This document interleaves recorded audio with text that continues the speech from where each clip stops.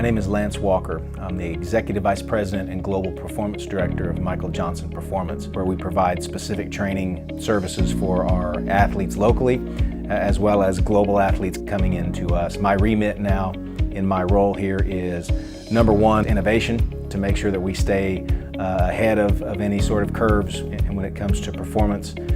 Number two is support of my directors. Third remit is sort of as a free thinker, is to consider potential ways of augmenting our systems currently to provide a better result for our athletes. MJP now has been discovered to be well known for is the total solution for the high-performing athlete, whether that's an athlete that's getting ready for the Olympics in 2020 in Tokyo, or it's the 9-year-old down the street that just wants to get off the bench.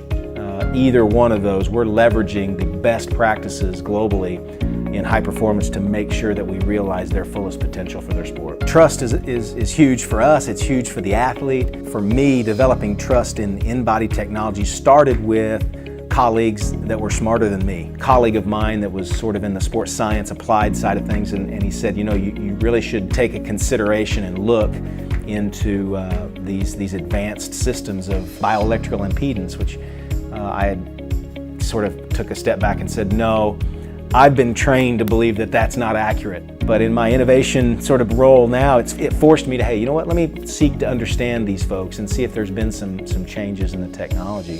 And what I found with my diligence was, yes, wow, this has changed. That went from a close look and a discussion with InBody to having an InBody on site at MJP to actually trial. And during that trial process involved one of the best nutritional PhDs in the world. I had a lot of PhD clinicians that I trusted that were very pessimistic, but they were very, very sharp on this topic. And I put the question to them.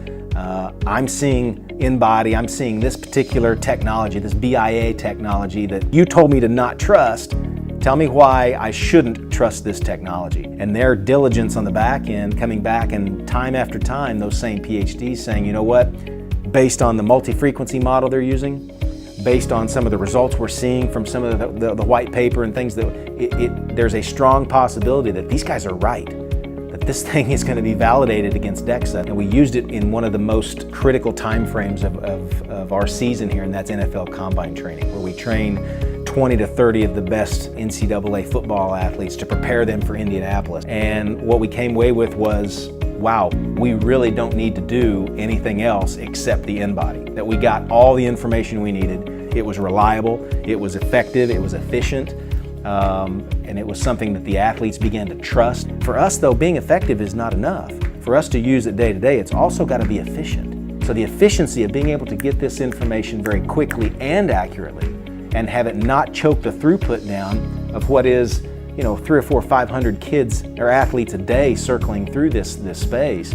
Now all of a sudden you've ticked two very, very important boxes for us. In 30 seconds, they're getting feedback, positive, negative, neutral feedback on what they did the previous week, what they may have done or not done this weekend to take care of their bodies. Some of the things that we've noted with body composition, specifically when using the InBody, how well athletes are taking care of themselves on the weekends. Because we know that the better they hydrate, the better that they rest, the better that they plan their training and stay consistent with it, the better some of those body composition values, those structural values, those body water values are going to get. And so it becomes sort of a policing for them and a validation that all this work is paying off.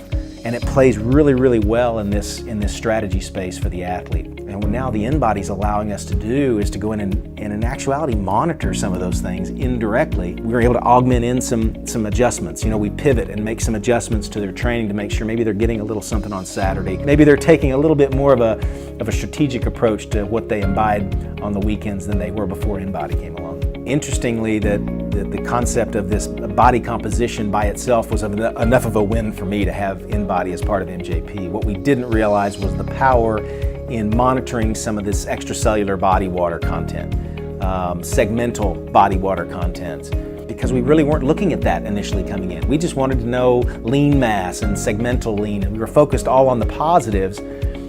We didn't use the back-end science really to leverage against any of our other remits, and one of those remits is recovery.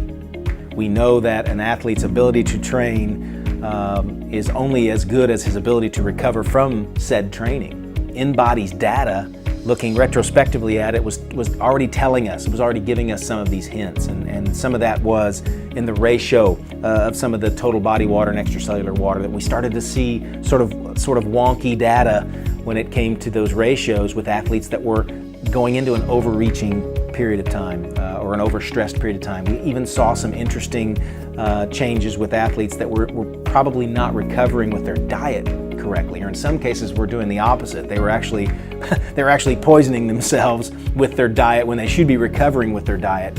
We wouldn't see that necessarily on all the other biometrics, but we would see it would be on some of the body water ratios.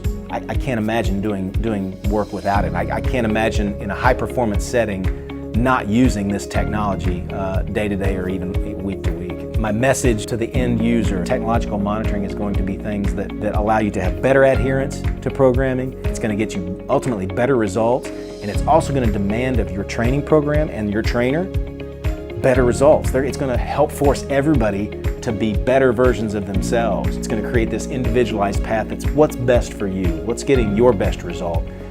Not just a trainer in a box, but now specific decision-making algorithms based on outputs from this monitoring. And I think when you have that, again, it feeds the MJP mission. You have your best chance to realize your fullest athletic potential.